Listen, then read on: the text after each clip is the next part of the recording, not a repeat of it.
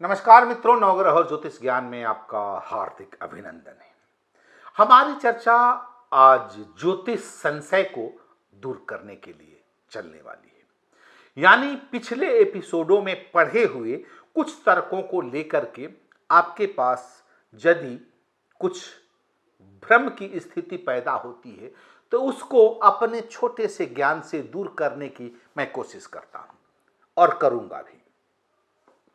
हमारे प्रिय शिष्य या फॉलोअर्स जिसको कहा जा सकता है, या ज्योतिष के फॉलोअर, मैं नहीं कहता हूं कि ये मात्र हमारे ही आप नवग्रह ज्योतिष ज्ञान को ही एपिसोड को देखें, बल्कि आप जितने भी ज्योतिष के एपिसोड को देखते हैं वहां से कुछ कथन मिलता है, जो संशय लगता है वो अपने पास भेजते हैं, बहुत सारा लिंक भी भेज देते हैं कि इसने ये कहा, उसने ये कहा। इस तर्क कुतर्क को लेकर के ज्योतिष की भ्रांतियां अभी भी निर्णायक नहीं हुई है।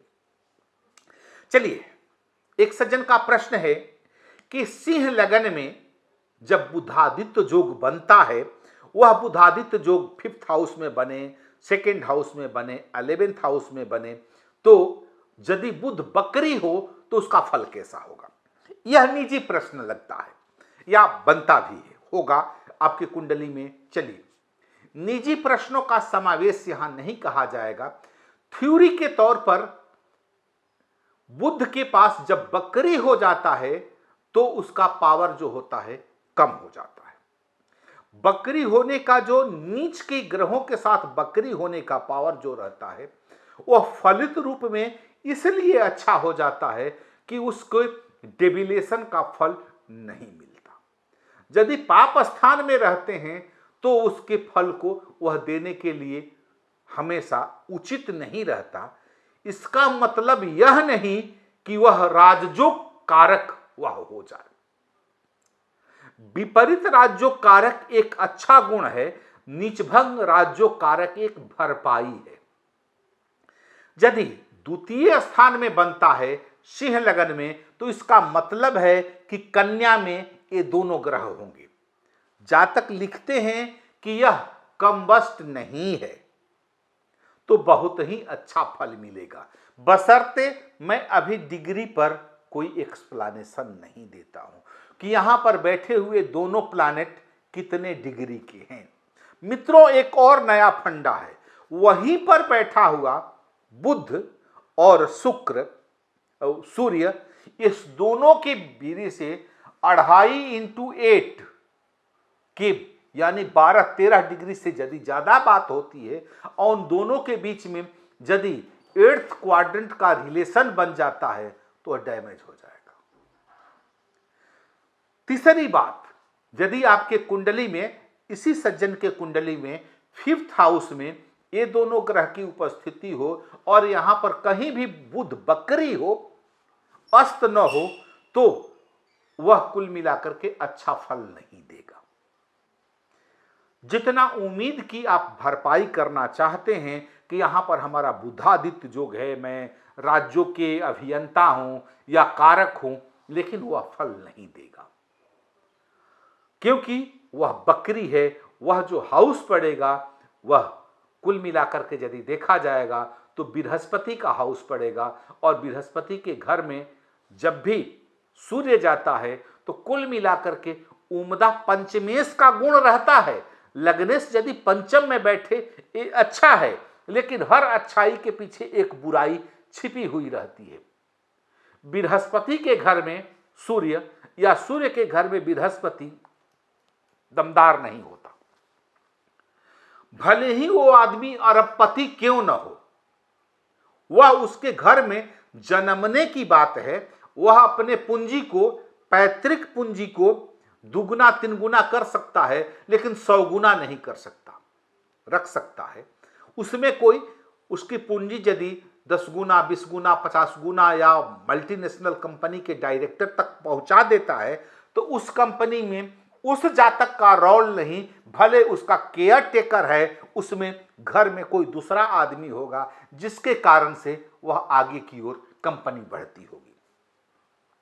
किसी दूसरे सज्जन का दूसरा प्रश्न है, जहां पर निष्क्रिय की बात कही गई थी, लग्न में सूर्य अग्नि तत्व में भी ये बातें नहीं लगती है।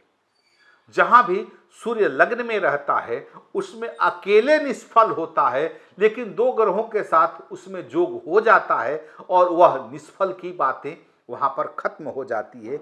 यदि जोग कारक है, नवमेश वहां पर लग्न में बैठा है, तो नवमेश का लग्न में बैठना राजयोग कारक फल मिलेगा,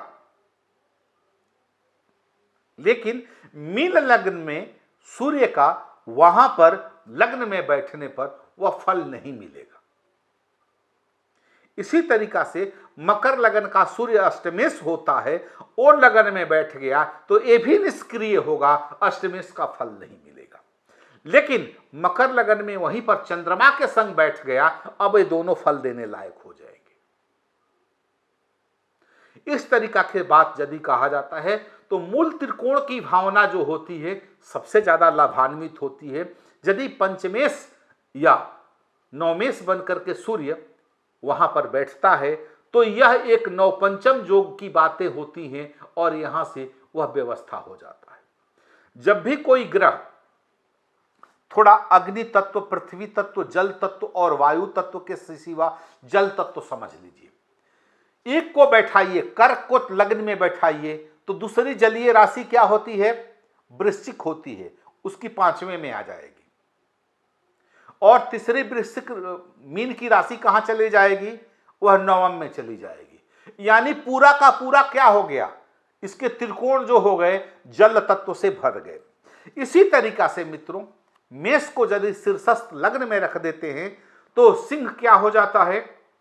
दूसरी अग्नि तत्व हो जाता है और फिर धनु जो होता है वहां चला जाता है, भाग्य में चला जाता है। तो यह 1 5 9 का संबंध हो गया। ये कहीं पर भी इसमें बृहस्पति, सूर्य और मंगल बैठे रहे तो राजयोग आ जाएगा। अब सूर्य को बैठा दीजिए भाग्य में, पंचमेश भाग्य में बैठ गया। सूर्य को बैठा दीजिए लगन में, पंचमेश लगन में बैठ गया। लगनेश को बैठा दीजिए भाग्य में, लगनेश भाग्य में बैठ गया। थोड़ा सा समझने की कोशिश कीजिए मित्रवत व्यवस्था कैसी बनती है। अब हम ले लेते हैं वृष के लिए। वृष के लिए 2 नंबर की बात आती है। यहां शुक्र हो गया, पंचम का मालिक बुध हो गया और भाग्य का मालिक शनि हो गया। यानी 2 6 और 10 वृष, कन्या और मकर, ये तीनों तो पृथ्वी ही तत्व है।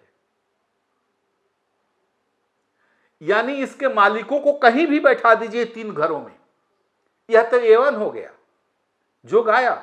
इसलिए नवग्रह और ज्योतिष ज्ञान तत्व की बात नहीं करता है, सीधे हाउस पर अटैक करता है, जो सरल भी है और जेन्युइन भी है। आ गई बात समझ में? इसी तरीका का एक बार और समझ लीजिए, एक मिथुन ही बचते हैं। मिथुन को वहां पर बैठा दीजिए, लग्न में बैठा दीजिए, तुला को पंचम में बैठा दीजिए और वहां फिर कुंभ को वहां बैठा दीजिए, 10 में बैठा दीजिए। यह तीनों एक राजयोग कारक प्लानेट हो गए। तो चाहे इसको कहीं भी बैठाइए, यह तत्व अपने आप में एवन रहेगा और आउटपुट देने के लिए आपके लिए बेसब्री से इंतजार करेगा। अब हम उस प्रश्न को टटोल रहे हैं जो जातक को कहीं ना कहीं श्रापित दोष से युक्त कर देता है। श्रापित दोष है या जोग, इस पर हम लोग बात समझ ले। मांगलिक दोष होता है और मांगलिक जोग भी होता है। जब दोनों ग्रह राजयोग कारक हो जाते हैं तो वही कुंडली जोगकारी हो जाती है। जैसे मैं उदाहरण के स्वरूप कहता हूं, मिथुन भाव में, जहां भी मिथुन भाव हो वहां पर वह राजयोग भाव क्रिएटर हो और वहां पर शनि और राहु बैठे हुए हो। जैसे द्वितीय स्थान में या 10th स्थान में या 9th स्थान में वृष के, ये दोनों का कॉम्बिनेशन हो। लग्न वृष हो, द्वितीय स्थान में राहु बैठा हुआ हो और वहीं पर शनि बैठा हुआ हो, ये श्रापित जोग नहीं बनेगा। ऊंच के राहु के संग 9 में 10 में शनि का कॉम्बिनेशन है, यह नहीं बनेगा। दूसरा, पंचम हाउस में यदि बैठ जाए तब भी यह कन्या का राहु दबंग होता है और यहां पर ये बातें आ जाएगी। फिर मकर में बैठ जाए यानी भाग्य में बैठ जाए तो स्वगृही शनि हो जाएगा, वहां राहु हो जाएगा। कुज केतवाय और शनि राहवाय, शनि की गति जैसी ही राहु की गति होती है। यहां पर एक कॉम्बिनेशन कैटालिस्ट का काम करेगा और बढ़ा देगा। इक लोहा पूजा में राखत, इक घर बधिक परो, प्रभु मेरी अवगुण चित न धरो। वही कॉम्बिनेशन एक जगह जाकर के से बहुत ही अच्छा राजयोग हो जाता है और बहुत ही अच्छा दुर्योग बना देता है दूसरी जगह। ये भगवान के ऊपर है कि उसकी कुंडली का निर्माण कैसे हुआ है। जेहि अघ बधयु व्याध जिमि बाली, सोई सुकंठ फिर चलयु कुचाली। मैं प्रवचन करता नहीं हूं लेकिन आपको समझने के लिए कहता हूं। जिस अघ के कारण, जिस पाप के कारण भगवान श्री राम ने बाली को मारा था, सोई सुकंठ फिर चलयु कुचाली, वही पाप सुकंठ सुग्रीव भी किए। अजहि अघ विभीषण करऊ केरी, सपने हु राम नाम नहीं हेरी। और वही काम विभीषण भी किए। रावण के मरने के बाद से मदोदरी को रख लिए और सुग्रीव ने तारा को रख लिया, लेकिन राम नहीं हेरे। यदि कुंडली में इसी तरीका से आपका भाग्य बलवान हो, सारे के सारे दोष जो होंगे वह भस्म हो जाएंगे। भागेश का बलवान होना अति उत्तम माना जाता है। शायद यही कथन को कह करके, सुन करके, जान करके हमारे पराशर जी ने कहा था, हे मेरे कलयुगी ज्योतिषियों, आप कुंडली के सारे भावों को विचार बाद में कीजिएगा लेकिन बाद में कीजिएगा। सबसे पहले धर्म भावा अधीना जातक, धर्म भाव 9th हाउस को कहा जाता है। मनुष्य की गति, सदगति, सफलता धर्म भाव पर यानी 9th हाउस को ही रीड कीजिए। इसलिए वह यदि बलवान होगा तो आप में सारे ग्रह सुसज्जित हो जाएंगे। वह कुंडली का निचोड़ है। और जया सप्तम भावे, स्त्रियों की कुंडली का 7वां घर देखना अति उत्तम है। इसलिए आप लोग उसी को देखिए, परखिए। लेकिन आप जब दक्षिणा दे देते हैं और राहु केतु के लगते हैं बताने के, चौथा में है, तीसरा में है, दूसरा में है, वो ज्योतिष गण की बात है, सुनिए, देखिए और जानिए। लेकिन कुंडली की एथेंसिटी जो 9th हाउस से निकलती है वह सराहनीय, पूजनीय और आपके व्यवस्था के कारण अनुकरणीय है। कैसा लगा आज का यह एपिसोड और तर्क?